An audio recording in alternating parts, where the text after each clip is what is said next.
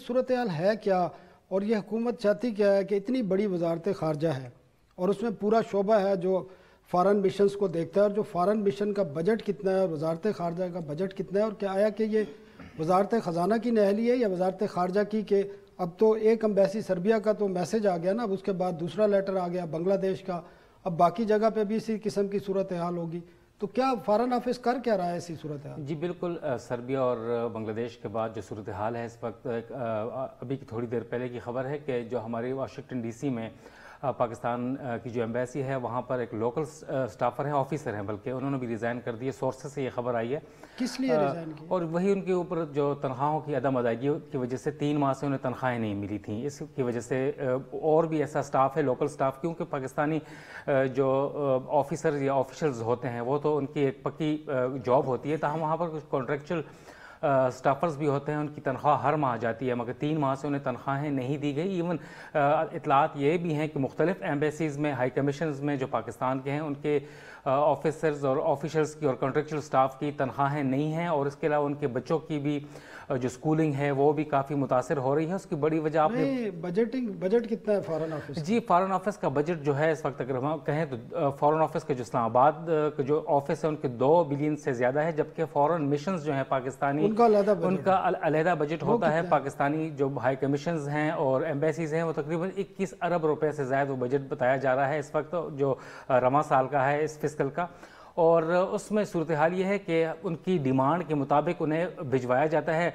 हमने पता किया है कि रिलीज कैसे क्वार्टरली होती है, मंथली होती है? ये क्वार्टरली रिलीज होती है, और उसमें वाकई आपने कोताही का कहा तो उसमें फॉरेन ऑफिस और वजारत ख़जाना और गवर्नमेंट सबकी इसमें कोताही इस वजह से शामिल है।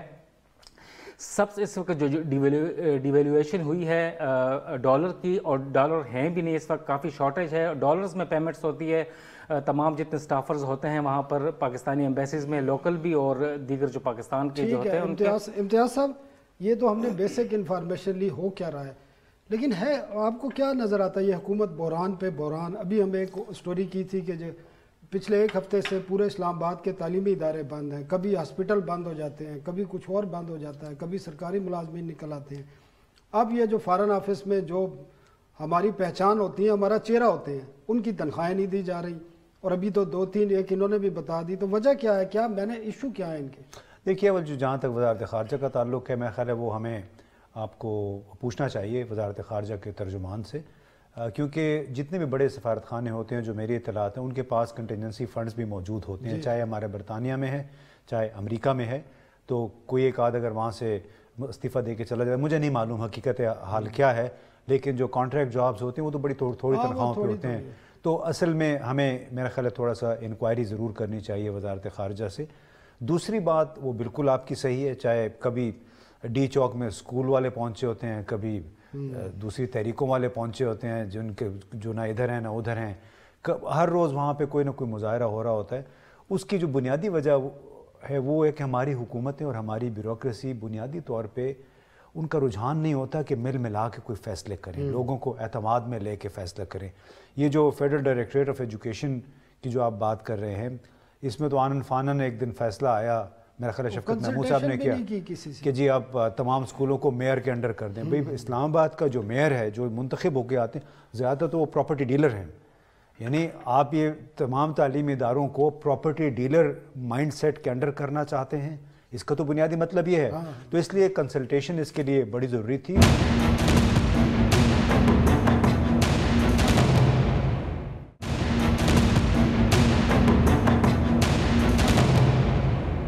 इम्तियाज़ साहब, जो नवीद कह रहे थे कि फ़ॉरेन ऑफिस क्या कहता है इन मौके इश्यूज़ पर? फ़ॉरेन ऑफिस का तो ये कहना था, जो सर्बिया की जो ट्वीट आई थी उसमें एक तंजिया, उसमें एक वीडियो भी लगाई गई थी कि घबराना नहीं है। प्राइम मिनिस्टर को भी फंड्स का इशू है, फंड्स का इशू यही है कि फंड्स के इशू को उनका कहना फंड्स की इस वक्त कोई शॉर्टेज नहीं है। हमने पूछा मगर इसके ऊपर उन्होंने ऑफिशियली कोई स्टेटमेंट दी नहीं है ताहाल। ताहम आपको याद होगा कि कुछ माह पहले वज़ीर आज़म ने हमारे पाकिस्तानी जो फॉरेन मिशंस थे उसके ऊपर तनकीद भी की थी कि वो काम नहीं करते ठीक तरीके से उस वक्त, और इस वक्त उनके पास फ़ंड्स की शॉर्टेज है, कमी है। जैसे इम्तियाज़ साहब ने फरमाया कि कॉन्टीजेंसी उनके पास फ़ंड्स वो तक नहीं है कि लोकल स्टाफ छोड़ के जा रहा है। तो इस तमाम सूरत-ए-हाल में हमारा मसला कश्मीर है, मसला फ़लस्तीन है, इस तरह बड़े जो अहम कैपिटल्स हैं वहाँ पर हमारी लॉबिंग है वो मुतासिर हो सकती है। तो काफ़ी इश्यूज़ आने वाले दिनों में हो सकते हैं और ऐसा ये मसला लगता नहीं है कि इतना जल्दी हल होने वाला है, क्योंकि पाकिस्तान में इस वक्त देखें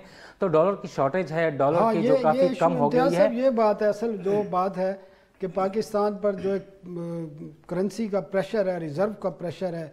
आप अभी 1-2 दिन पहले तो शायद आए हैं, सऊदी अरब से भी कुछ फंड आ गए हैं, लेकिन हमारा जो आउटफ्लो है वो बहुत ज़्यादा है। इस वजह से तो ये ताख़ीर नहीं हो रही। नहीं, मैं नहीं समझता। वो तो वज़ारत दाखिला का या वज़ारत ख़ारजा का, हर वज़ारत का अपना एक फ़ंड होता है, वो छमाही और शशमाही बुनियादों पे। लेकिन मैं आपको एक और बताऊं, अरब रुपए हैं और अगर इसको डॉलर्स में करें तो 15 मिलियन डॉलर है। नहीं, लेकिन इसके अलावा अभी तो देखें साल शुरू हुआ है, ये नहीं हम कह सकते कि वो फंड्स खत्म हो गए हैं। नहीं सर, छठा महीना शुरू, नहीं छठा महीना ना, अभी 12 महीने नहीं हुए हैं। असल मसला जो है वो हमारे इस निज़ाम का है जिसके तहत ये पूरी हुकूमत चल रही है। और मैं आपको ये बताऊं कि 19वीं सदी के निज़ाम के तहत हमारी वजारतें चल रही हैं, जो माइंड सेट है। यानी आपने सर्बिया की बात की, सर्बिया जैसे और बहुत सारे जिसको मगरब कहते हैं उस इलाके में, उसके इर्द गिर्द जितनी भी एम्बेसीज़ हैं, फिर जनूब मशरक़ी एशिया में हमारी जो एम्बेसीज़ हैं वहाँ पे 5-5, 6-6 साल पुराने कंप्यूटर पड़े हुए हैं जो काम भी नहीं करते हैं। ये ख़ुद मुझे पता है, हमारे कुछ दोस्त वहाँ पे काम करते हैं, वो कहते हैं हमें शर्म आती है लोगों को बताते हुए कि हमारा सिस्टम फंक्शन नहीं कर रहा है, क्योंकि जो पुराने आपको पता है जो कंप्यूटर्स हैं वो तो लोड होते होते भी 10-15 मिनट लग जाते हैं जब आप उससे कबल इसके कि आप उस पर लिख सकें।